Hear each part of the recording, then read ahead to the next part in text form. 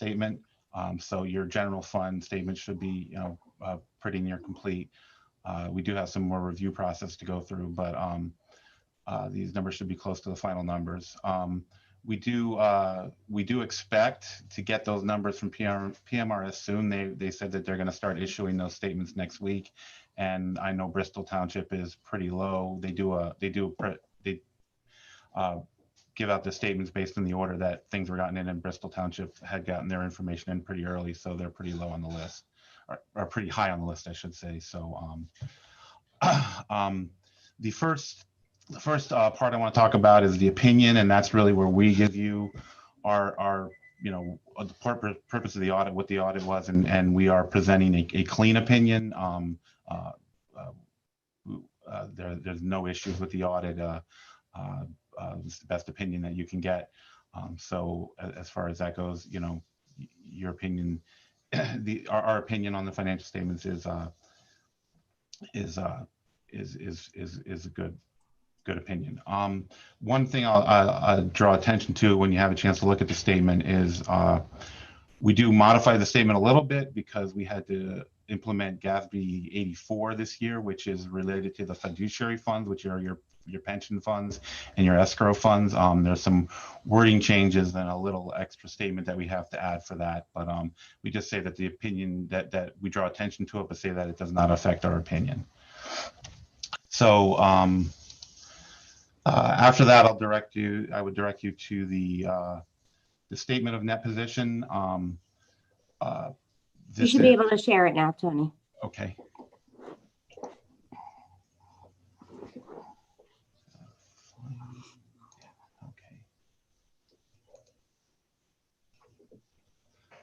Okay. Can everyone see that? Just go back to the opinion real quick. I'll show you. So in the opinion in here, we say that it's that it presents fairly in all material respects the respective financial position of all the activities. And then under that, I talk about there was a change in accounting principle where we adopted new accounting guidance related to fiduciary activities. And I'll show you what those changes were as we go through the statement. So the first statement we'll look at is the government-wide net position. This is basically, in the order that they are in the statement, this is your balance sheet basically for all the governmental activities lumped together and your business type activities, the sewer fund. This is generally, this is a lot different than what you'll see in the general fund because this actually includes the capital assets and debt and things like the pension. And you can see that the actual ending net position is a negative 15 million. Again, this is going to be subject to change depending on the PMRS. This is based on last year's numbers for that. But I mean, that's, I'm sorry. With the pension liabilities that had to be added a few years ago, that's, as far as governmental activities, that's going to have a negative net position, but and that's mostly caused by the pension and because the debt and the capital assets kind of offset each other, so it's mostly the pension liabilities that make that happen.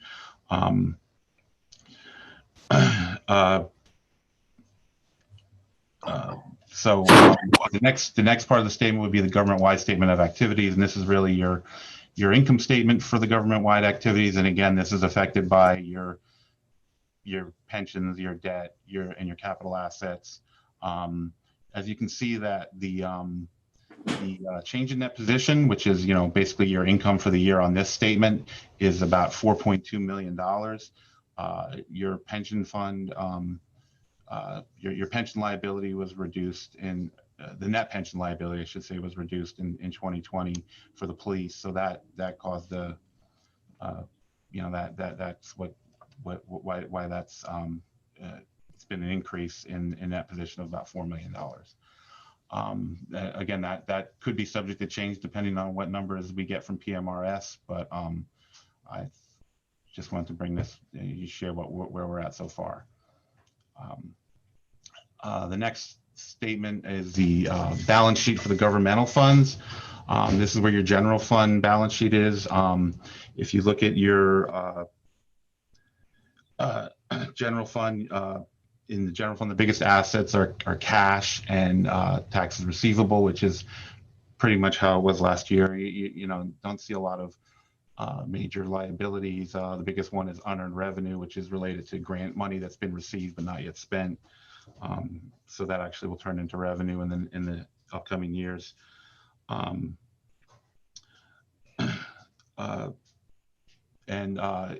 through the other funds, you have the Capital Reserve Fund, which you know, again, cash is your biggest asset. Liquid Fuels Fund. In 2020, Liquid Fuels Fund had to be changed to a major fund because the amount of cash caused it to qualify under the rules for whether it's a major fund or a non-major fund. So in 2020, the Liquid Fuels Fund is now considered a major fund. That could change next year depending on, you know, how much is spent in 2021.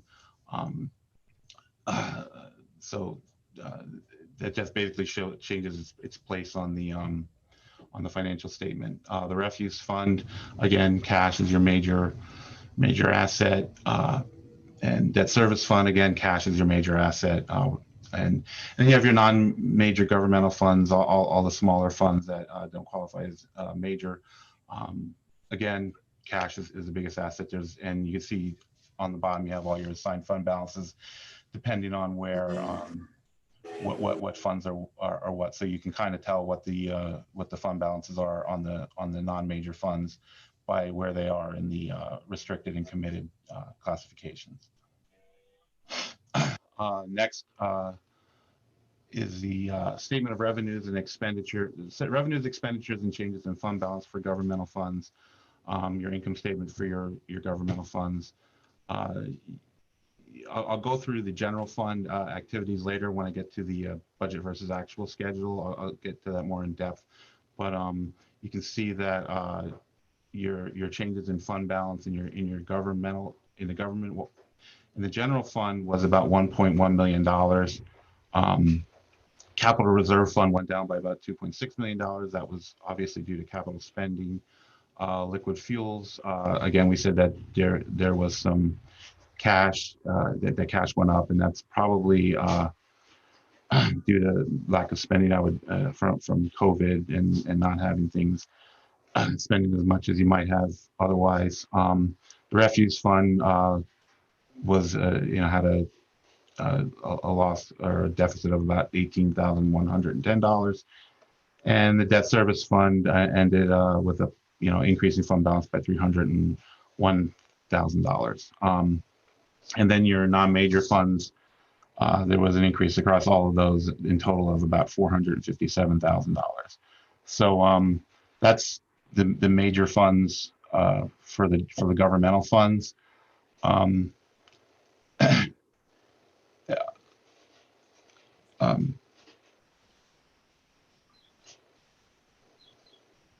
Okay, and so then the next statement I'd like to show you is the statement of net position for the proprietary fund. This is your sewer fund.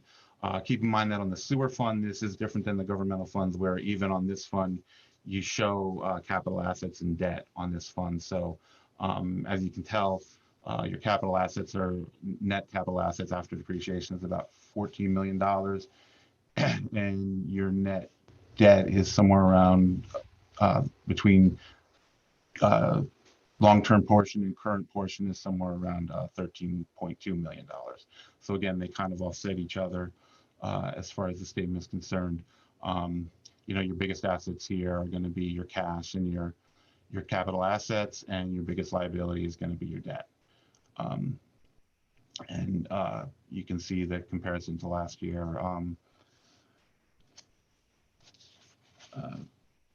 And then on the statement of revenues, expenses, and changes in net position for the proprietary fund, you know, biggest item is charges for services, and your biggest costs are for sales and services. It's been some, you know, investment leading to a net positive increase of 123,347 for the year. So, you know, that's basically the results for the sewer fund.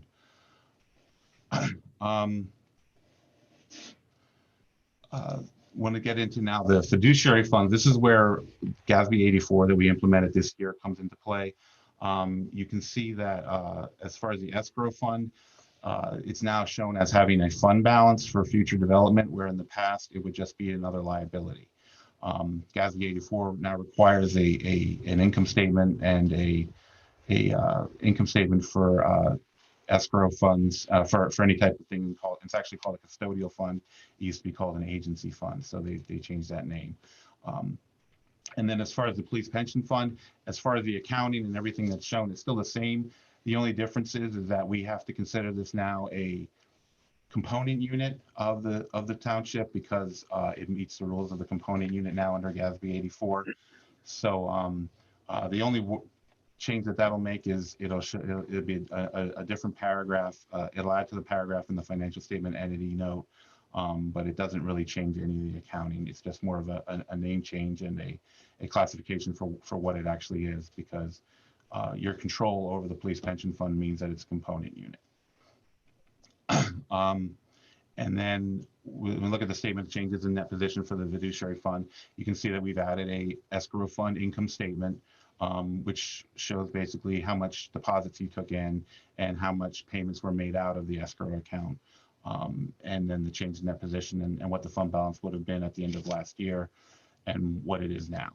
So that's like the major change for GASB 84. And we do talk about later on in the statement that we had to create this number. We had to create this number, but we had to adjust the prior period number for the prior year beginning fund balance. But it doesn't really change, or I'm sorry, beginning net position, and then this year, and then we now have the ending net position. So that is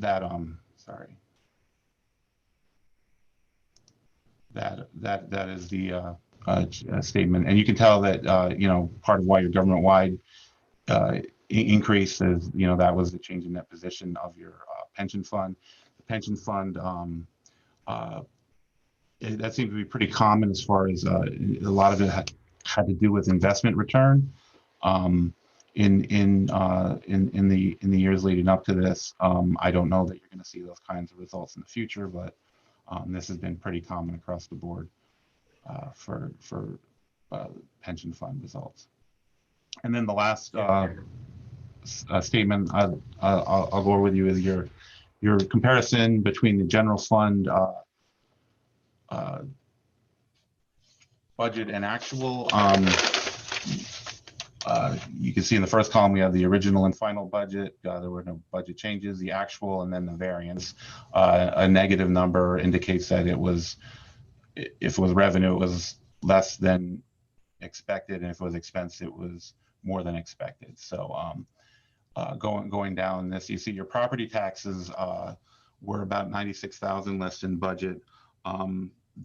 That is drilling down in that is that that is more due to collections on delinquent taxes, which I would think is harder to predict. Your actual current year taxes were pretty much spot on as far as what the collections were budgeted and what the actual collections were. That was mostly due to delinquent taxes. And I think with everything that gone on in the last year, I think if people were delinquent, it was probably harder for them to catch up. The transfer taxes and the EIT taxes were more than budgeted. I think this shows an improvement actually in the economy. There was, and transfer taxes are going to depend on home sales, and that's going to be hard to predict. And earned income, I think, shows that there was some sort of increase. There was increases in income in the township. And then under the other taxes column, the $104,000 decrease or less than budget was that was due to mercantile tax being less than budgeted. And I think with again with the events of the last year, that would to be expected. Businesses weren't open and people weren't going to businesses, so those taxes weren't being collected. Going through the rest of the revenues, everything else is pretty close. Fees and fines are close. Licenses and permits, again, That's going to depend on activity in the township. In our governmental revenues, that's close to budget. Charges for services was, within $100,000 of budget. Investment income and rent, again, that's been pretty common as far as non-pension investments. In the more bank type investments, they had lower returns in the last year. So, I think with, I think that's pretty much to be expected with what we've been seeing with investments. And then as far as expenses, you can see that you did better in pretty much every area of expenses except for debt service, where you were right on, because that's the police pension debt. A lot of that had to do with, some expenses weren't made because of because of activities with with what went on the last year with the pandemic, and I'm sure there were times that you were shut down, and also from that there was some attrition of employees that weren't replaced. So you can see that you end up with 4 other financing sources. You have basically a $3.8 million surplus, and then you get to transfers, and you had a transfer of about you didn't have any. You had a transfer in of about 510 as predicted. The big difference in transfers out was there was a $2 million transfer to the debt service fund that you approved during the year, and that is basically the budgetary difference there between what was budgeted and what transfers were actually made. So, and that left you with a $1.1 million surplus in the current year. So those are your results of the operations. As far as the general fund are concerned, that's mostly what I have. Is there anybody any questions for me or? No, thank you, Tony. We had the $2 million transfer was so we had a better year than anticipated. We actually had the 3.1 million surplus, and then the $2 million transfer to the debt service was 2019 surplus. So it totaled out to just the 1.1 surplus at the end of 2020. So we did have a very good year. Yes. We're very fortunate. Thank you. All right, thank you. Thank you. Anybody have any questions? So I think I don't know how to do this correctly still. Tony, I put the hosting over to you. So if you can give me the host options back. Okay.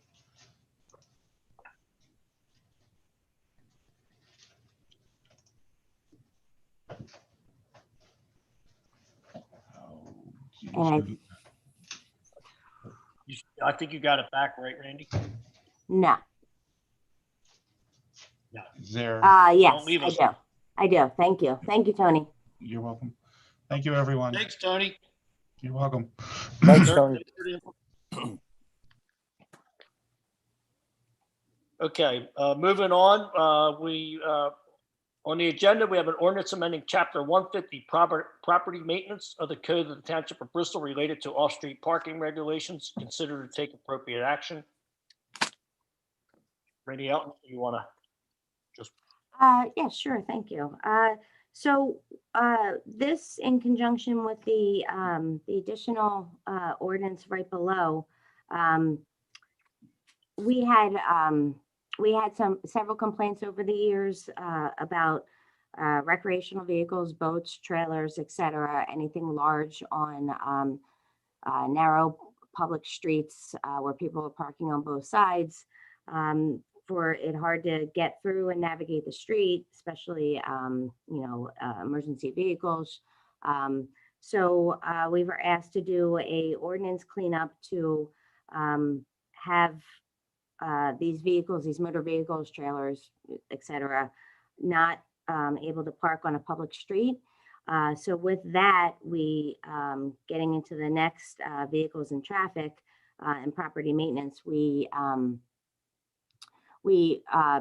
cleaned up some ordinances and changed them around so that you could park these on your front, rear, and side yards and add an additional driveway. And the driveway would not have to be made of asphalt. It could be of stone, and it would not have to be a stone full driveway. It could be stoned under the wheelbase or any place that would have, potential of oil or damage to the property.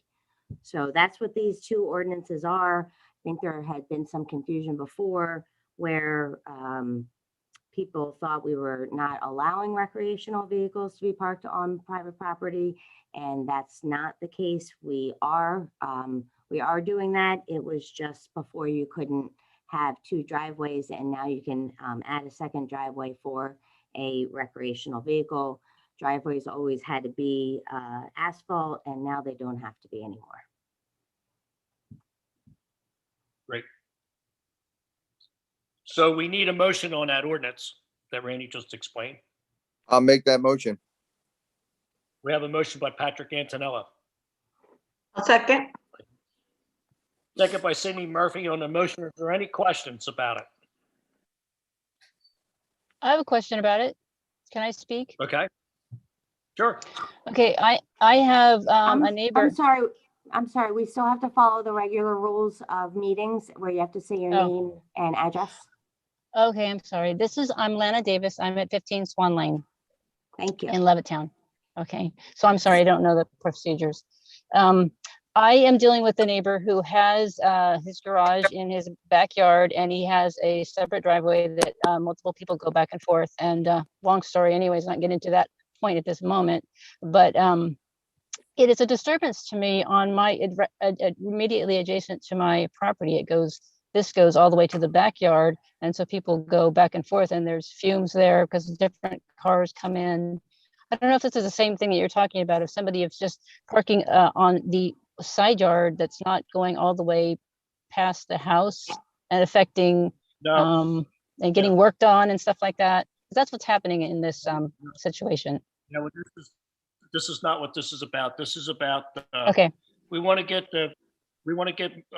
campers and boats and things like that. We want to get them off the street. I understand that. I understand that. So that's what this ordinance has to do with. Okay, so things in this happening. case, as you can see, that house that's that I'm moving away from is they use that as a driveway constantly, and they have parked boats there and cars and trailers and worked on them and idled them. But is that not that's not allowed? Excuse me, Lana, if I can just interject, there is definitely a time for public comment at the end of our meetings to bring up different issues. Right now, we're going to take a vote on this particular ordinance, which is specific to parking and adding either a stone bed for the stanchions or the wheels to be on, or a second driveway. So what I perceive you're talking about would be a completely different issue. And if you've signed up for public comments, we'll be happy to listen to that at the end of the meeting. Does that make sense? Yes, I only brought it up because it did seem relevant, because the second driveway is next to my property, and in this case, if This is not okay. I get that. Okay, but I get it. We are talking about a specific issue to add stones to park a particular recreational vehicle or trailer containing a recreational vehicle, or perhaps a construction vehicle, on either the side, back yards. So again, with all due respect, your issue is different than this. And what I think we should do is, get to our vote on this, unless you have a specific question about this specific ordinance. Yeah, it did seem like the ordinance was, unless I'm misunderstanding, which is possible, that it was really relevant, and I wanted to voice my displeasure with it, if that's the case, because if that's what it actually is, that on the separate side of the property that would be allowed to just park a bunch of stuff, but because it just changes the nature of the neighborhoods, really. Okay. Well, I'm sorry. Go ahead. So right now, the ordinance allows for you have a driveway, and anybody can park a boat or drive, or something like that in the driveway. So Yes. it's really not changing if it's an existing driveway. This is allowing it to add an additional driveway that would maybe widening the existing driveway, or adding a driveway on the other side of the house, or adding like a pad site in the back for storage of a recreational vehicle, trailer, motorhome, etc. So yes, it is doing what you're saying, but you can also do that now. We're just allowing, we're kind of expanding it a little bit so that you can place it on other areas as well. Majority of the people that have these types of vehicles I understand that. the majority of the people that have these types of vehicles are doing just that. They're storing them off season and then using them for a season. So again, I think it's getting into your situation is a different situation with a different set of issues. Okay. But not that your situation couldn't happen elsewhere. Right. I'm not dismissing it in any way, shape, Yeah. or form. I'm just, and I hear your concern. Duly noted. Oh, yeah. Yes, if it's just in and out every once in a while, that's fine, but daily, it's not okay. But go ahead. I understand. Thank you. Thank you. Any other comments on that ordinance we're changing? Okay, all in favor of changing the ordinance? Aye. Aye. Aye. Anyone opposed? Thank you. Next, we have an ordinance amending Chapter 191 Vehicles and Traffic of the Code of the Township of Bristol related to parking of recreational vehicles. Consideration to take appropriate action.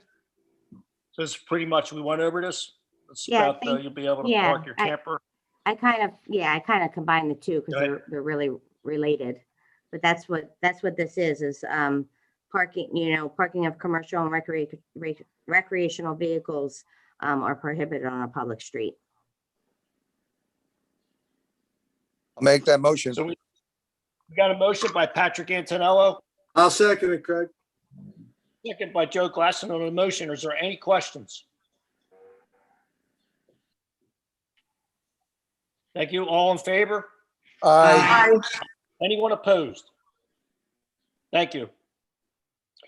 Next, we have an ordinance amending Chapter 5, Administration of Government of the Code of Township of Bristol related to the organization of the Police Department and Department of Fire Marshal, Fire Rescue, and Emergency Management.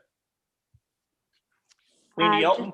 Thank you, President Bowen. Just to clarify again, this is primarily a cleanup ordinance where it is taking the amendment for Public Safety Director, which we used to have, and changing it to Chief of Police and making all the changes and the requirements to what the roles of a Chief of Police is in the township. And then adding, since before the Fire Marshal was under the Public Safety Director, now it's creating its own department of Fire Marshal, Fire Rescue, and Emergency Management, and setting forth just the protocol of what the department, the duties of that department are. And it's basically putting in words what our Fire Marshal Kevin DiPolito and his inspectors and career firefighters do now wonderfully. I'll make that motion. So we have a motion from Sydney Murphy, Second. second by Patrick Antonello on the motion of amending Chapter 5 of our ordinance amending Chapter 5. Any questions? All in favor? Aye. Aye. Aye. Thank you. We have an ordinance amending Chapter 106, Fire Prevention of the Code of the Township of Bristol related to fire prevention regulations. Thank you again. The last ordinance change comes kind of in line with the fire study that came through. Some of the, again, the cleanup ordinance is just changing the road names of the districts, of the different fire districts in the township, as well as changing to some of the recommendations from the fire study, the interactions between the fire marshal and emergency management director and the fire companies. I'll make a motion to approve. Motion Second. by Cindy Murphy. Second by, was that Joe Glasson? All right, I second by did. Joe. Any questions on the motion? Sure. Any questions? Okay. All in favor? Aye. Aye. Aye. Thank you. Anyone opposed? Thank you. Next, we have the consent agenda. Consider approval of voucher list and requisition dated May 20, 2021, in an amount of $2,426,205.03.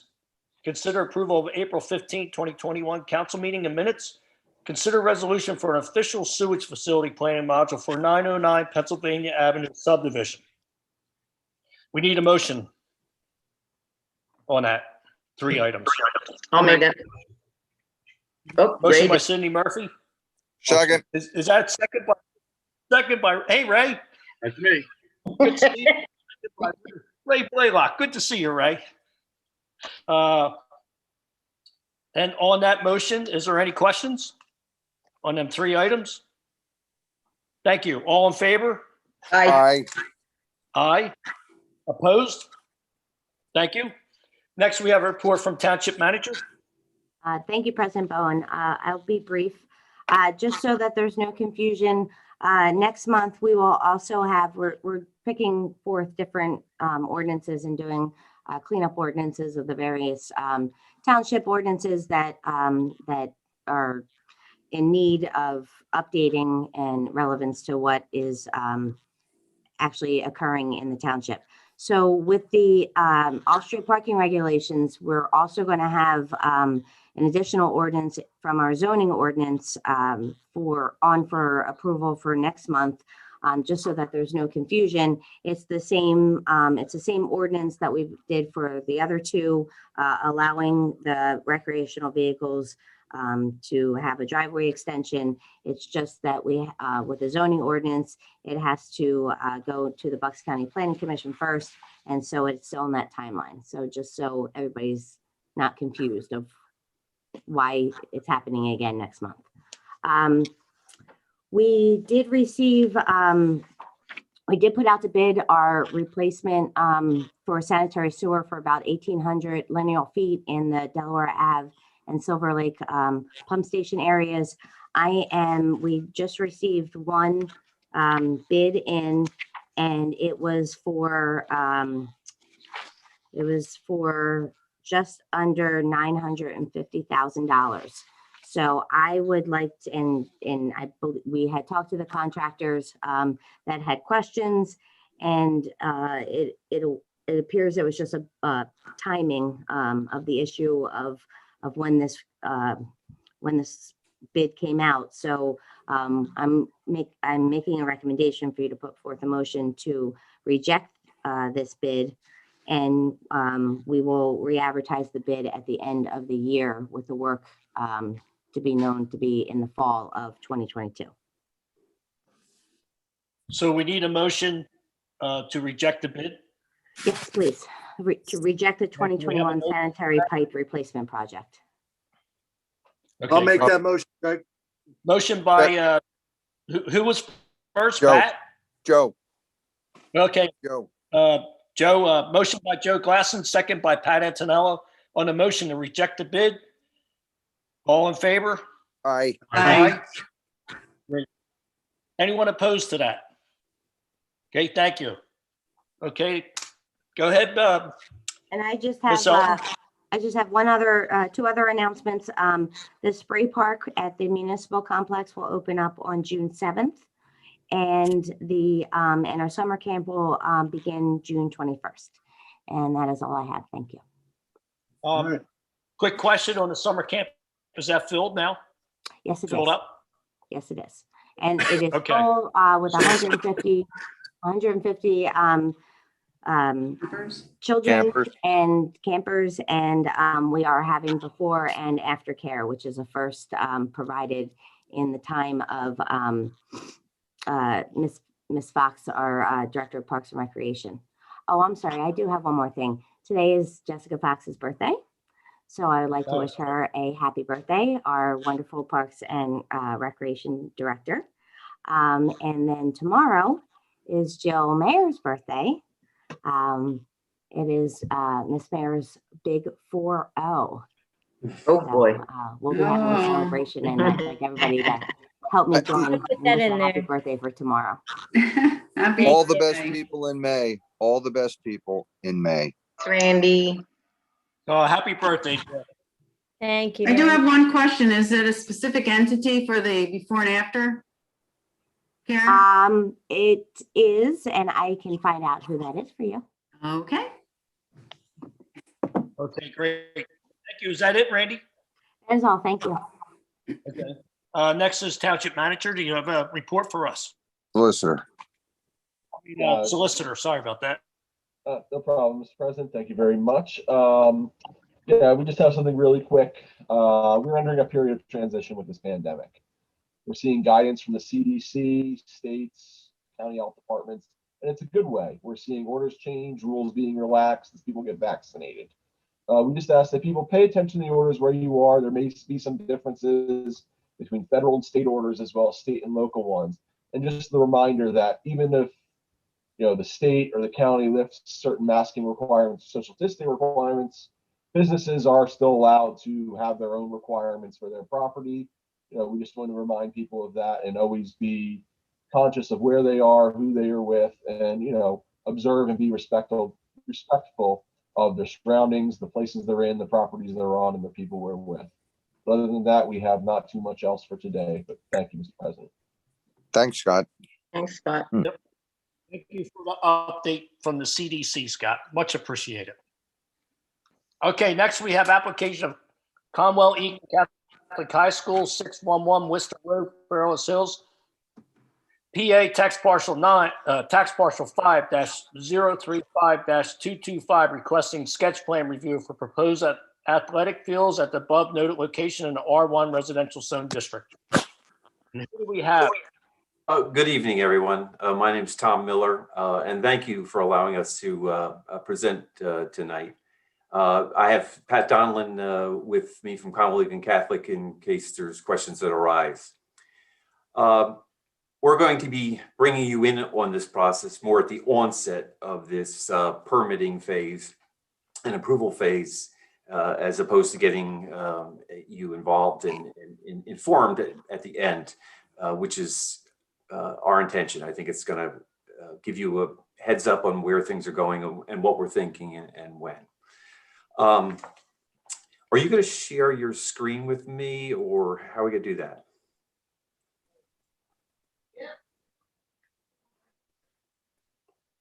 You're muted, I Randy. know. I just realized that. I Sorry. didn't know. I don't think I have it set up, unfortunately, to share. Yeah. Oh, there you go. There you go. There we go. Okay, we're just about to start the second phase of this project. We're getting into the design items with it. Right now, of course, we're in the sketch plat phase, and that's been submitted to your consulting engineer, and we've received feedback, which is quite helpful. We're going to be working mostly on the northerly portion of this property. So let me skip through. Let me see if I can get through here.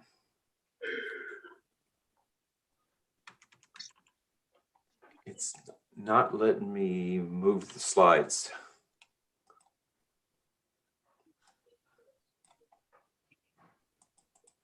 There we go. Everybody's familiar with this the school.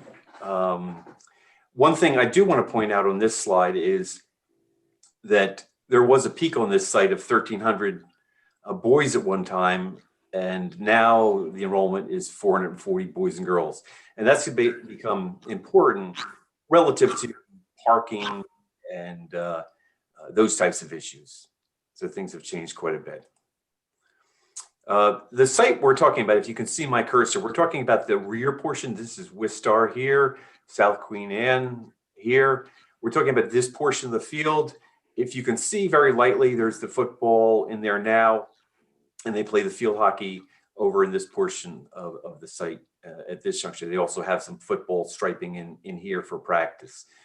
The issue is with football, if you get a wet day, you're basically destroying the field with natural grass. And that's the problem that Cowleyans faced on a regular basis. And so they're looking to upgrade that and get a practice facility for football that is able to be used in wet weather, dry weather, and drains readily when it rains.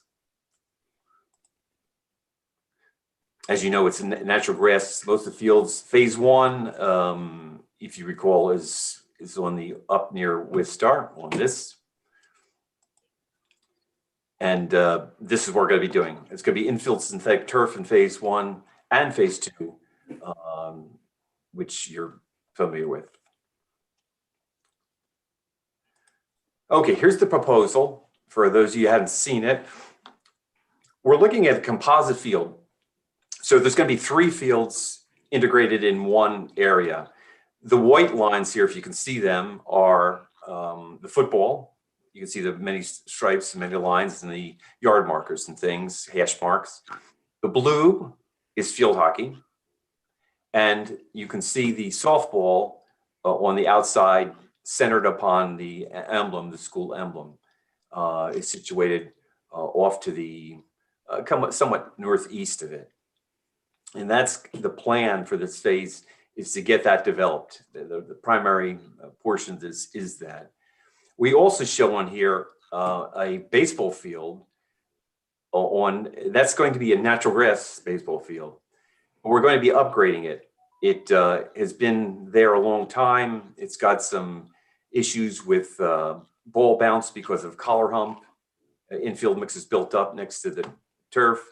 They want to upgrade the dugouts. That's going to be the second phase of this project. Timing we still don't know. It depends upon funding. I'm going to talk about funding in a second. And then the third phase are these buildings over here and here. They're looking at hopefully a concession building at some point in the future. Right now it's kind of a dream, and really a dream is a sports building, a team building. Some people might call it a locker room building. That would be considered phase 3. For this area. Okay, how are they doing this? This is under the auspices of the Archdiocese of Philadelphia. They own the property, but pretty much there's just a blessing for them to go ahead. They have no input as far as dollars and funding. Pretty much this is being done by donations, and some of the future stuff is going to be future fundraising and the like. So timing, when do they want to do this? Well, I'd like to put a shovel in the ground in the summer of 2021, which is a very challenging schedule at this point in time. But that's their hope. We'll have to see how quickly we can get through this. We've been through this once before, so we have a pretty good jump on all the plans and things from before, and the questions that had arisen, and Samantha Brinker's put together a very nice letter with Gilmore outlining the issues that we need to contend with. Now, the challenge with any fall sport is the safety to practice, especially with the later on as you get into the fall, it gets dark. And that's why we're considering a sports lighting for this facility. We are looking to light it to be able to practice, into the later into the afternoon, maybe early evening, for this project. So that's an integral part of this. They really want to be able to practice. There's no bleachers on this, no grandstands. They're not going to be playing football games at this site. That's not the plan at present. They will have some small bleachers like are on the other phase, the first phase they did for the soccer area, for spectators and standing room. As far as field hockey, do as they do now, they probably play afternoon games and that type of thing. The other thing with this is drainage improvements. We're in the process of starting that now. We're waiting on some information on some survey, and then the buildings I've talked about. Talked about the bleachers. We have done an analysis of the site. With LED lighting, spill and glare is remarkably reduced. These are down fixtures. You're not looking at bulbs.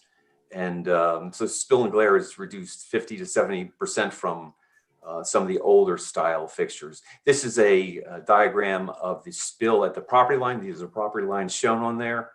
And we'll be going through that with your engineer as we move along. Seriously? I'm sorry? I thought I was muted. Oh, yeah, okay. So this is a sports lighting. It's a sample from one of the universities. Again, as you can see, these are LED fixtures. It's a very new technology relatively in the sports lighting.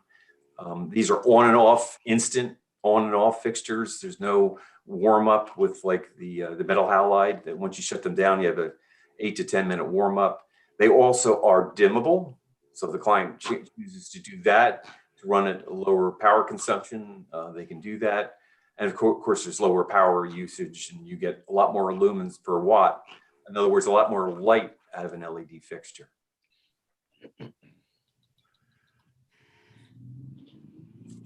We will have some internal fencing. We're probably looking, this will become some of the internal fencing that's still being worked out at this juncture. And of course, the stormwater management on this project. So in a nutshell, that's it. That's where we are. Any questions? I'd like to see the lighting proposal again. How many, it looked like there were a lot of marks where the lights were going to be. Yeah, let me see if I can get back. Yeah, there we go. Yeah, this line here, some of these are zeros, and 0.02, it's like minimal at the property line, if that's what you're asking about. In here's where the light's going to be. It's going to be on the field. It's directed on the field. It's a lot more controlled, like the I'd shown you here. You can see cutoffs behind those poles. It's a lot more controlled than it was in the past. Okay. I have a question or comment. Sure. Do I need to say my name again? Lana Davis. Anyways, I don't live in the general area, but I would think there might be some backlash from neighborhood people that don't want those lights. Now I realize the lights are going onto the field and it's minimizing what's, going to go out backward of it. Especially on this picture right here, it looks like none of it's going to the back, which is awesome. But still, I would want to see like some kind of models of what it would be like for the people that are over there, because it's going to be very different. For their experience will be very different, and so I just wanted to put that out there to consider. And there might be a lot of backlash. I don't live there, but I'm just thinking it might. I work in the planning field. I am a landscape designer, and planning is also a whatever of mine. Can't speak. Well, to address that somewhat, let me tackle that. With this design, we have designed it. We have a point-by-point analysis and a grid on the fields, and we've done about 7 different scans. This is the 4-pole layout, and this is probably the primary one, which shows the light levels at the property line, very low or 0. Okay. But that's, I appreciate the question. Tom, I have a question. And keeping in this area with the lighting, what is the height of the light towers themselves? The light towers for this, to be able to keep it on the field, to be able to go across virtually a 200-foot wide field and have the uniformity being relatively balanced, so you don't have hot spots underneath it, you do go up. You're at 70 feet in height on these poles. Wow. Okay, and how many 4 poles total? Yeah, 4 poles total in this design. Yeah. Just as they're designated on what I'm looking at now. Yes, if you look here, there's S1, S2, S3. Got it. So 70 feet and approximately how many fixtures at the top of each pole? There's about 10 or 12 on each pole. Oh, one thing I do want to point out, we're not lighting the softball field. So that helps Okay. everything as far as the Spillage. the spillage, yes. Got it. That's not, So it's focused on the football field only for practice. yes. And they may play field hockey out there as far as practice, but Got it. But it's all for practice. It's not for game time.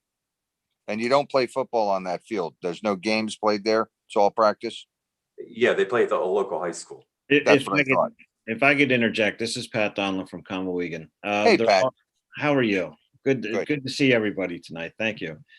There are JV football games played there, usually on Monday afternoons right after school. So we have absolutely no plans on playing varsity football games at night ever on this field. It's basically just for practice because, as Tom had mentioned, later in the season, we start losing light, and Yeah, it's dark at 5 o'clock. So 4:30, 5 o'clock, they can't practice. yeah, how late do you expect this, to practice this down? Do you have an estimate on that? Maybe 8, 9 o'clock. 9 at the latest. 9 at the latest. Yeah, Got it. Thanks, Pat. you're Gonna welcome. hold you to 9 o'clock, Pat? I can't make any promises, Mary. That would be our goal. If it goes past 9 o'clock or if there are issues, I think the new lighting that's out there, there's like zero spillage at all. You may not even be able to see them from your house. So I don't think it's going to light up the neighborhood. I know it's not going to light up the neighborhood. I'll say that much. But yeah, we can absolutely limit the time period on that field. You are going to approach the neighbors? Oh, absolutely. We'll do anything that you ask us to do. Pat, Well, last time, that was a last minute thing. That you, Mary Ann, this is a sketch plan review, but when they come back for their land development, you can make that in the resolution a condition of approval that lights be turned off by 9 p.m. okay. I had another thing I wanted to say is I missed some of the view of it. So I don't know how far the new proposed field is from the street. But I was just wondering if it would be a noise factor, if there are significant buffers for the noise factor of even practicing. There's a lot of shouting going on, and I don't know, forgive my ignorance, and maybe I shouldn't be speaking, but during the games that there are now, I don't know, maybe there's already lots of noise. And I was just thinking of the neighbors, if this is going to be closer to their house, like I said, I don't remember everything, then you might want to put buffers up for sound, if that's even a factor. Just Let's talk about that for a second. If you look here, here's the outline of the existing softball field diamond. We're moving that to here. So we are moving further away from the homes, further away from the street. They have issues with foul balls once in a while. We're trying to mitigate that. And we do now have a boundary fence that wasn't there in years past also. And the football field is coming a little bit further away. And the baseball field will definitely in phase 2 be further away from the homes. okay, yeah, and I say that is a busy street. Lana? Yes. Lana, this is an existing facility that has been Okay. in use. They're upgrading the facility. Okay. Yeah. Okay, anything else? Yep, Tom, appreciate it. Looks nice. I'm glad the soccer field's absolutely beautiful that you put in. Thank you. Looking upgrading this, Pat. So are we. This is needed. Our fields are in horrible condition. It's a safety issue for the kids. The geese love our field too, and this will hopefully eliminate a lot of the geese problem that we have. Well, we look forward to seeing moving this thing forward and seen a site, actual site plan come in. Okay, great. Thank you. Looks good. Good to see you guys. Any Good. other, before they sign off, any questions from council before we move on? No. All right, great. Thank you guys for bringing that up. Thank you. Thank you We'll so look forward much. Appreciate your to time. moving it forward. Thank you. Next, we have a application of Bristol Reality LLC, Post Office Box 5, Flowertown, PA, requesting sketch plan review for proposed self-storage facility located at 1502-1510 Haynes Road, Town, PA, text parcel number 5-75-228 in a C commercial zone district. Who do we have? Hi, good evening. It's Greg Elko with Langen Engineering. Here to present our sketch plan to council. Our client, Chris Lee and Gov is on the line as well. And our attorney, Bill Kerr is here too. But I'll be doing most of the talking. I have a plan to share if I'm able to share screens. I think you can now. Try it. Can you all see that? Yep, you got it. Super. Okay, if that's okay, I'll just I'll get into our review. So the site is located at 1506 Haynes Road. It's about 2.3 acres. It's located in the C commercial district. And what you see here, if you look at the existing aerial image, it's a variety of different uses. There's an office building, there's a pharmacy, there's a restaurant, there's a retail shop, there's an office building in the back, and then there's a variety of different storage containers and fenced-in yards where there's storage of vehicles outdoors. The project, or I'm sorry, the property received a zoning violation on September 4th, 2020, basically with a demand to remove the storage containers, the abandoned vehicles, and the various items that were in the back here, basically to clean it up. And so what we've done is we've prepared a plan. The applicant is proposing a removal of those facilities and the construction of a self-storage facility basically in the back of the property to essentially move all of those things to appropriately sized buildings. There are 5 buildings. You can see here, they would be all 1 story in size. They vary in size and the number of units. Right now, it's about 90 units. That may change as the sketch plan becomes more of a firm plan. But basically, all of the containers, all of the cars, all of that would be removed. The site would be improved with pavement. It would be fenced in around the perimeter. And what this development also does, it allows us to put appropriate buffers around the perimeter of the site, namely where the residential uses are to the, I'll say to the west and to the north of the property.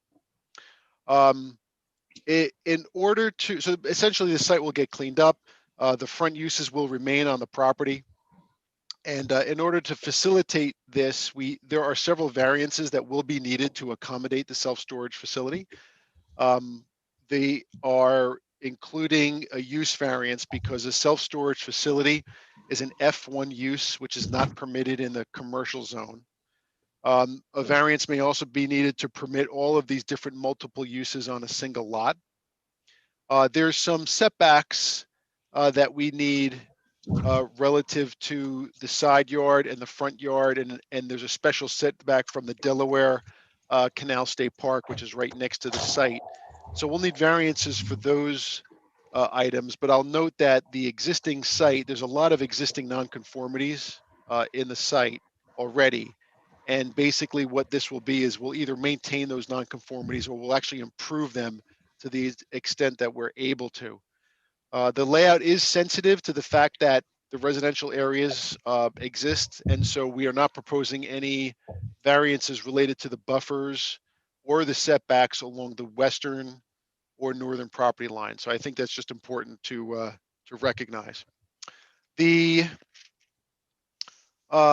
development will also likely clean up some of the other items that are pointed out. We did receive a review letter from Gilmore, which I could walk through in a second, but there's some other items in the site like circulation and parking and things like that that would also be improved as a result of this development, just to improve the overall property. And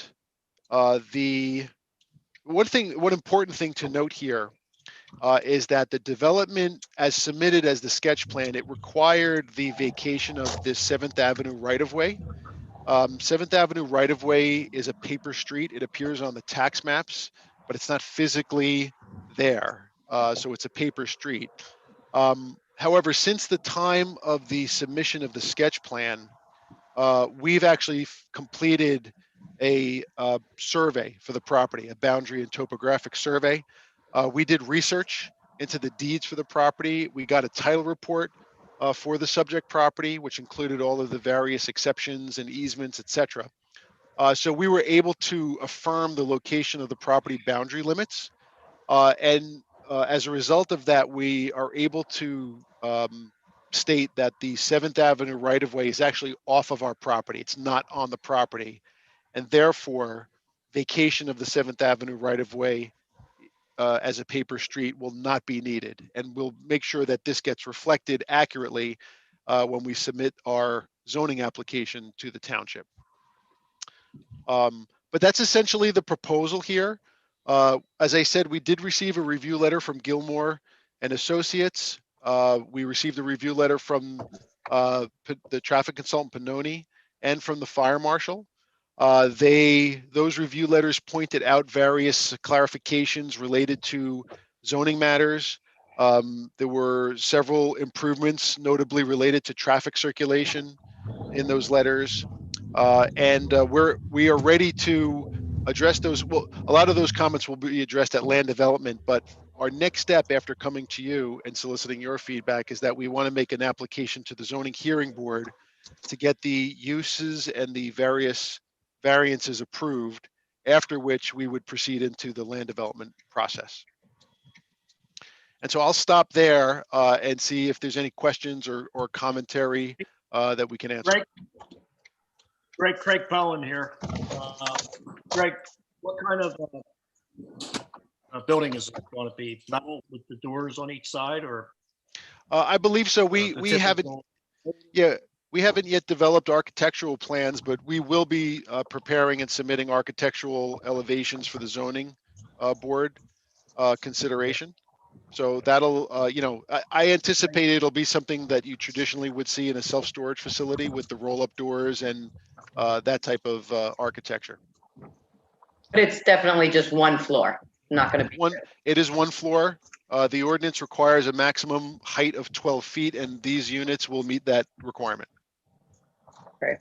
Yeah, because you can't even really see, I mean, you don't even notice this from the road.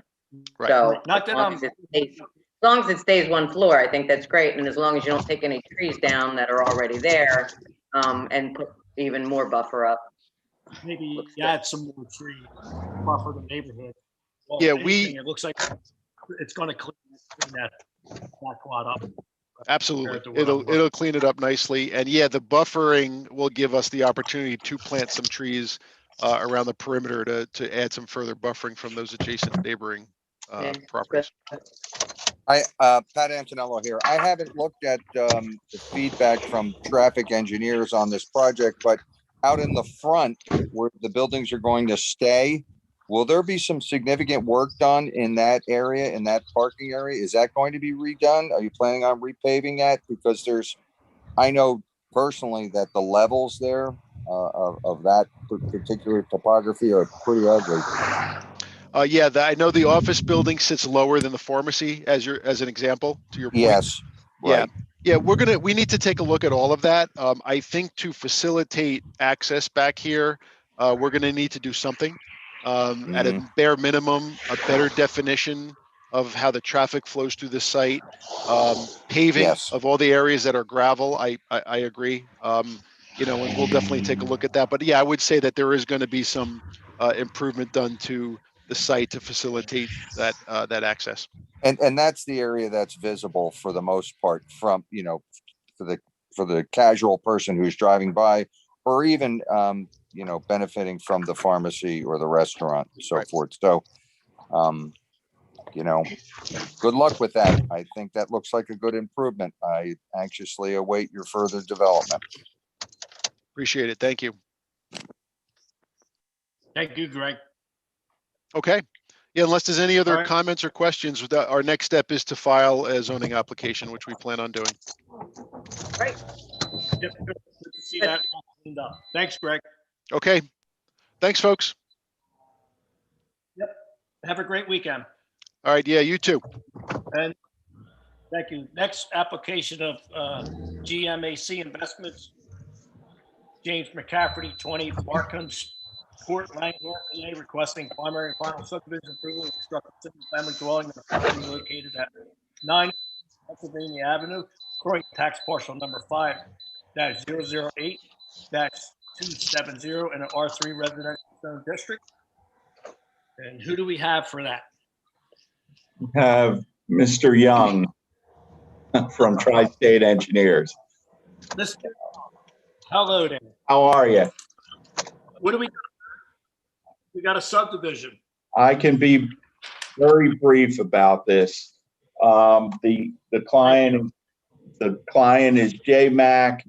The property is at 909 Pennsylvania Avenue. It's located in the R3 zoning district. It is a minor subdivision. There's an existing house. It has a non-conforming front yard, but that's as far as the non-conforming status goes. They're creating 2 lots, one which will hold the existing house, will contain the existing house, and they want to build a new home on the other lot. All the lots are conforming in area, setbacks, things of that nature, building coverage, impervious surfaces. The client has put many houses up in the Croydon area and Bristol area. It's approximately a footprint of just under 1,000 square feet. It is 2-story. We'll have a driveway, covered porch, small concrete patio, and underground stormwater BMP. And we did receive from Mr. Holbert a draft resolution that we requested several waivers and other items. They're all will complies. They're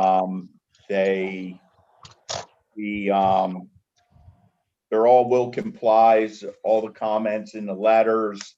And if you want me to go over the waivers individually. No. Okay. I must be missing a page. There's only 4 waivers on here.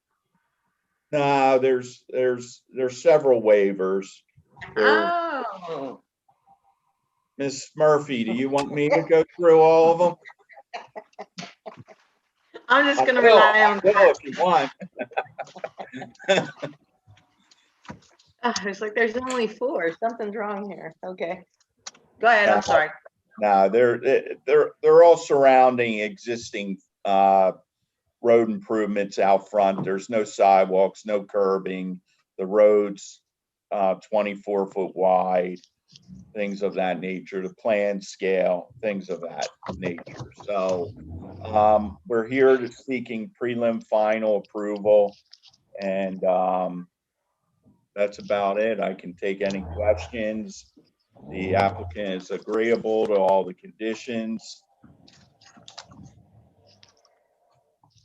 And Larry, we have to bring it up. It's about the sewer. Yeah. You have to do a planning module. Yeah, And we is got that the in the letter. works? We just got the letter today for the vacant lot that'll be on here, that we need a component 3 and 4 that DEP would require. So,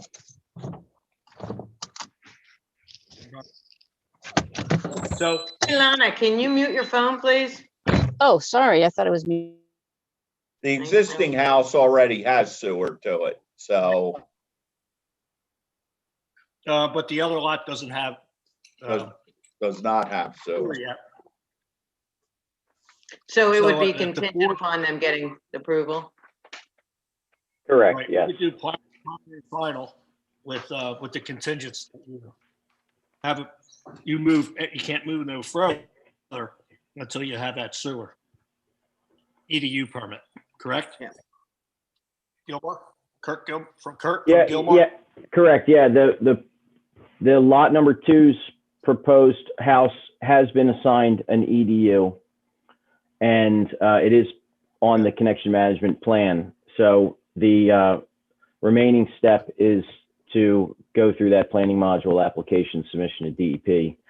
And there was some back and forth today about how long that might take at DEP, and we can try to push DEP to turn it around as quick as possible. So we have no issue or take no exceptions to anything that's proposed before you tonight. Okay, Well, I'll make a great. motion to approve the application. Motion by Cindy Murphy to approve. I'll second it, Craig. And second by Joe Glasson. On that motion to approve this subdivision, is there any comments, questions? Okay, all in favor? Aye. Aye. Opposed? Okay, great. And Good luck. just to read, Larry, that has the condition of getting the final sewer from DEP, Okay. correct? Yeah. Okay. That was a part of the resolution that he was good with, yeah. All right, great. Thank you. Stay safe. All right, good to see you, Mr. Young. Okay, next we have a resolution. Everybody okay? We're going to move along here. Go. Resolution recognizing the week of May 9th through the 15th, 2021 as National Police Week. In consideration to adopt. I'll make that motion. So I guess we need a motion by Patrick Antonello. Need I'll another second motion. it, even though it already passed. Yeah. The week, No. this was 2 weeks ago? Last Yeah. week. Well, we didn't have a meeting. Okay, so we're gonna do it next year too then? We do it, we're gonna do it every year Yay, okay, good, and I'll What we I'll should definitely do. second that. with an excellent Okay. police department. We should All recognize right, their good hard work. We on that, all in favor? Aye. Thank you, everybody. That's great. Next, we have a resolution recognizing the week of May 16th through the 22nd, 2021 as Public Works Week. I'll make that motion. I'll Motion second. by Cindy. Second by Pat Antonello. All in favor? Aye. Recognizing the week. Aye, thank you very much. Moving right along.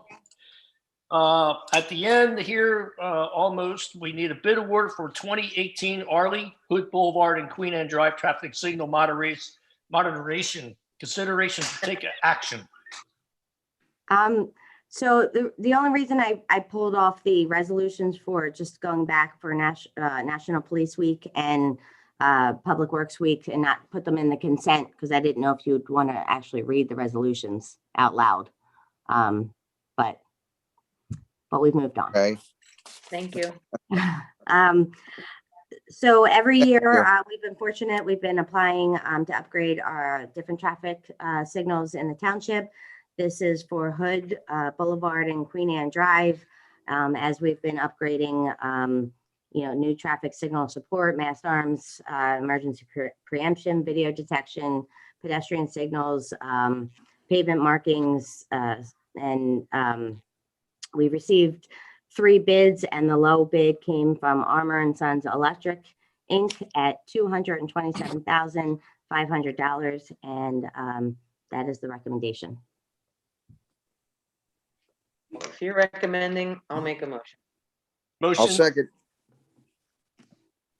first motion by Cindy Murphy, Second motion by Patrick Antonello. On the motion, is there any questions? Thank you. All in favor? Aye. Aye. Anyone opposed? Thank you. And next, we have a second amendment to the consent decree. It is my pleasure, President Bowen and Council, to say that we have come to an agreement with the United States government, EPA, DEP, and all of our consultants, environmental consultant, and Russ Sacker, our sewer solicitor. So before you is the second amendment to the consent decree. The major components of the amendment a resolution of past and current stipulated penalties. We'd be paying penalty amount of $99,800. This is for a late submission of the evaluation of treatment facilities, delay in submitting the NPDES permit, effluent violations for CBDO 20, and sanitary sewer overflows. These were all majority of these violations occurred almost a decade ago. Again, we are just reaching an agreement upon this. It actually, we've been told by the governments that it is refreshing the new management team to work with, and why it's taken this long to get the Second Amendment agreement. But they are very happy with what Bristol Township is doing. We also are going to be in pre-treatment program and coordinator compliance, which again, over a decade ago, we were not. We have agreed, or the Delaware River Basin agreed for a five-year variance on CBOD 5s, which now removes the CBOD 20 requirements. We are doing our inflow and infiltration improvements, again, which everybody is very satisfied with the schedule. And the major component would be obviously the expansion to the sewer plant, which is going on concurrently, and that has a deadline of July 1st, 2023. So once we expand and we are in compliance and we have a final report due by September 30th, 2025, all in compliance with the expansion, the INI, and the between the hydraulic overload and the organic overload, as long as we are all in compliance and we're all shooting for the removal of the consent decree. But that is what is in the Second Amendment consent decree, which has been reviewed by our solicitors and the United States government, and they are in agreement to bring this forward to the judge once the township is in agreement to sign. You've done tremendous work with this, and we're so grateful. I mean, just in like the last 5 months, it's amazing what you've accomplished. So, do I need to make a motion on the? Do we need a motion? I'll do that. For the. We have a motion to the consent decree. We need another motion. Second. One by Cindy, second by Patrick Antonello. On the motion about the Second Amendment to the consent decree, is there any questions on it? All in favor? Aye. Thank you. Anyone opposed? Thank you. Next, we have the other. Just real fast, Craig, sorry, President Bowen.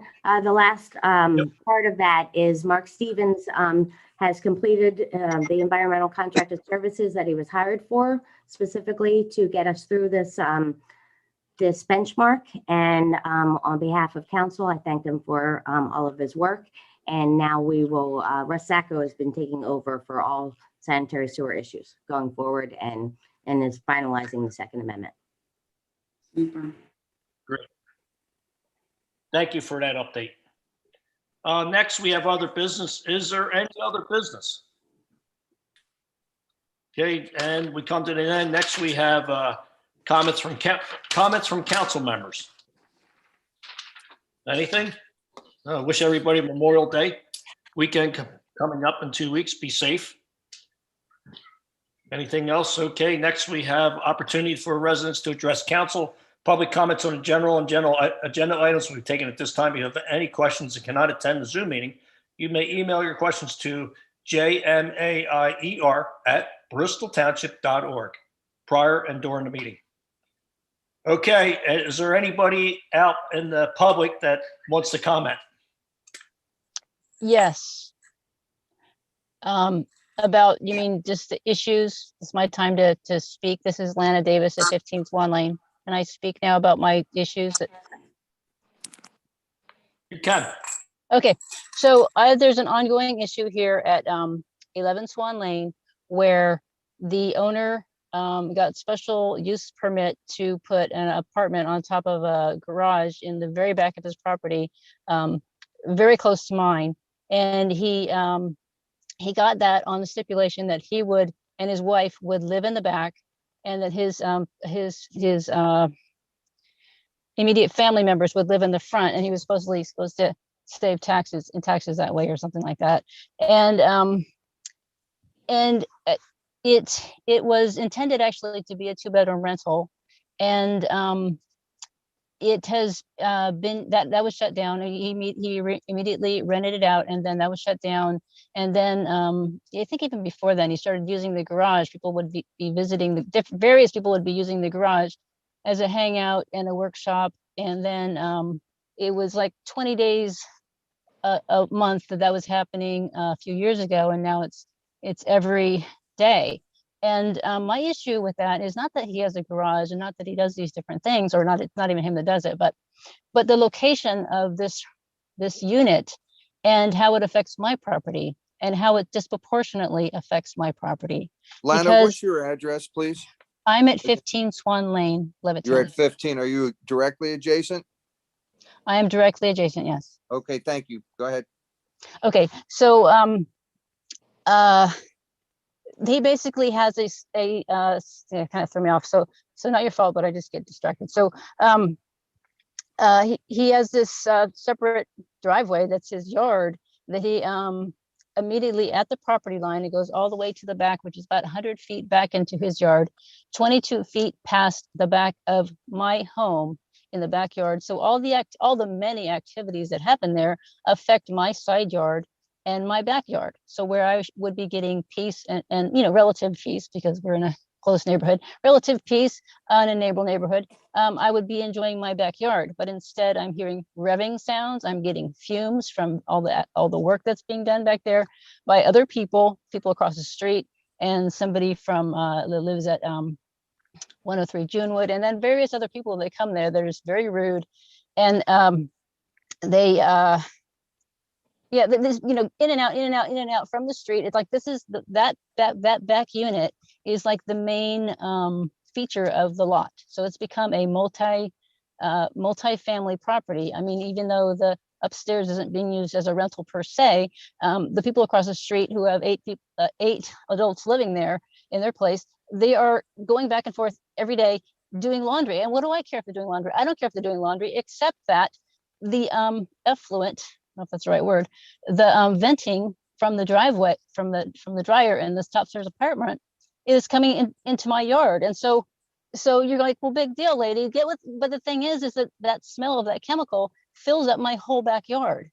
And I don't use stuff like that in my house because I don't like those chemicals. And yet that chemical fills up my whole backyard, even in the middle of the night. So I often, to avoid the harassment and all the activity, I often work at night. And so at night, I'm trying to just work in peace, trying to conform, trying to just deal with this, with my lot. Okay. And then this venting comes from this dryer that is filling up my whole backyard. And I can't stop it by any means because it's on the second floor in the backyard. And it's at like about, 13 feet high or something like that, and venting directly in my yard. Also, the apartment on top is 4 feet from the property line. The garage is 6 feet from the property line, and the apartment cantilevers out 2 feet on either side, the west and east side. And so that's actually 4 feet from the property line, which is against code, because a minimum side yard is you know, it's supposed to be 16 feet minimum side yard with no side being less than 7 feet. And there might have been a reason for that, so that this wouldn't happen. Also, if this was on the bottom floor, and if there was some kind of a barrier, then and also not in the backyard, then this likely would not be a problem. And also the fact that these people are using it so often, even so, like Frank Walsh, that owns a property at 11 Swan Lane, is sorry if I'm talking fast. I hope you can hear me. I'm like really nervous. He is sleeping while this is happening. So it's like, if it was just him using it, then he's only there so often, you know what I mean? So he's a contractor, he works, you know, whatever his hours are, and he would only be there so often. But no, it's like a free-for-all for the people across the street. Kyle Crawford and Ian Crawford use it most of the time. And then also this guy, Matt Mitchell, that comes from he lives at 103 Junewood when he's not working, or else in the garage. It seems like he has no life other than this garage. And so it's very odd, really. But anyways, so I don't know if I'm missing something. I know you people have gotten a lot of emails from me, and I'm angry because I'm dealing with this every day, whether it's loud music that I'm hearing inside my home, okay, inside my home, and bass that I'm hearing inside my home, you know, and also the vibration from vehicles that are going back and forth. They're loud vehicles that are going, and I could feel it. Some of them I can't, but some of them I can. And I could hear them start up in the middle of the night. I hear them go out. Sometimes they come in blasting the music. I can feel the bass. They're blasting the music in the garage, whether or not they're actually blasting it or not, they're blasting the bass. I can feel the bass in my house. This is with all my windows closed. I don't like having my windows closed all the time, but you know, if I want to enjoy, I just don't enjoy living here. He's taken away my quality of life and my right to enjoy my own property. It's affected my property in serious ways. It has affected my anxiety. It's affected my whole sense of my whole life, really. My ability to function at work. And it's not easy to move. And I shouldn't have to move because these things he's doing are illegal. Are, you know, against code, and they're a nuisance. And also above that, they're mad because I'm complaining about it. And so they want to, instead of stopping, they do it more. And they've added lights, which I sent emails of. I don't know if you got them or not, because they were having trouble getting the pictures through, but the lighting shining right into my house, very bright lights over the barriers that they have, shining right into my yard, against my house, right into my living room, lighting it up. It's really a serious offense. They also, you know, shout expletives. Frank Walsh does that many times. I have so many recordings of him really showing intent to harm and intent to make me miserable, and you know, driving over my property. He stopped that because he got a ticket for that, but he also finally pled guilty. I'm sorry, Lana, we're at the 5-minute time limit. Okay, so I have 5 more minutes, you said?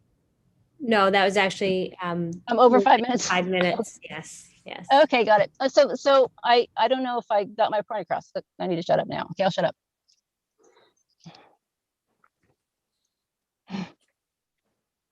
Do I have to be done? Is that what you're saying? So we hear you loud and clear. It's a difficult situation you're in. I guess between the house in the back and the house in the front. And we have to do what we can to try and rectify the situation for you. Scott, you there? Yes, I'm here. Yeah. We have So- active citations and active court cases going on right now. I'm not going to talk too much more about them just because they're active, like I said, but we do have enforcement actions going against them right now. Okay. Is that local courts, or is it up in? It'll be it's a local, because it's enforcement actions. It's in the district courts right now, but it can be escalated to common police court as well as the next step after we finish up in the district court, district magistrates. Okay. I have another question. Can I say Go ahead, something ask. else? Okay, well, it's a question dash comment. So So one of the things in the codes, the nuisance codes, it says, it's kind of vague initially what it says about it. It mentions decibels, which actually those particular decibels are actually not that loud. 55 and 45, you know, you probably, I don't know if I need to explain it at all, but anyways, but then when you get down to 129, I think 3B, it says something, I just can't have my wits about me right now. I don't want to spend too much time, but it says that if somebody else is playing music and whether, you know, for some, you know, battery operated or electrical operated music or whatever, and then and it's a disturbance, then anybody, any code officer, police or other zoning officer can issue a citation. And what happens is that if it's not super loud, like it can't be heard down the street, then police will not cite for it. And even when it can be heard down the street, they haven't cited for it. And I've asked them to do that, because just telling them to stop is not going to make them stop. It might make them stop immediately, but then 5 minutes later, it's going to be on again. And since there's all these people in cahoots, they see when a police officer's here, they could just shut it down. You know, it's just like this game that they have going on. And so if it's, and then I also have recordings of it, and I try to show the police, listen, it's a recording. I have it. I can approve that it's going in that direction. They don't even want to hear the recordings. And Lana, I have that same issue with a neighbor, and the police are like, well, from 8 in the morning till 10 at night, they're allowed to have their radio on. So yeah, I mean, it's unfortunate. We have jerk offs around, you know, there's always one in the neighborhood. Well, I have several. And I got one, it's 2 streets over, but I get to listen to his FM radio station that still has commercials. Who listens to radio with commercials? But that's what I got to deal with. And I've called over and over and over again, and they've said, Cindy, it's not quiet time. So. But the thing, it is though, because it's in the courts right now. So let's okay. hope at this point the courts hammer down and get this situation clear. That's okay, where it's at right now. Okay, I wanted to say something about that. So some people might be able to just avoid this noise, or noise doesn't bother them as much. Am I speaking over somebody? I don't mean to be. Well, Lana, let me say this, Lana, if I could. Yes. We understand that you've been dealing with this for a while, and the township can't just snap its fingers and make it go away. We are addressing it, and we are taking it very seriously.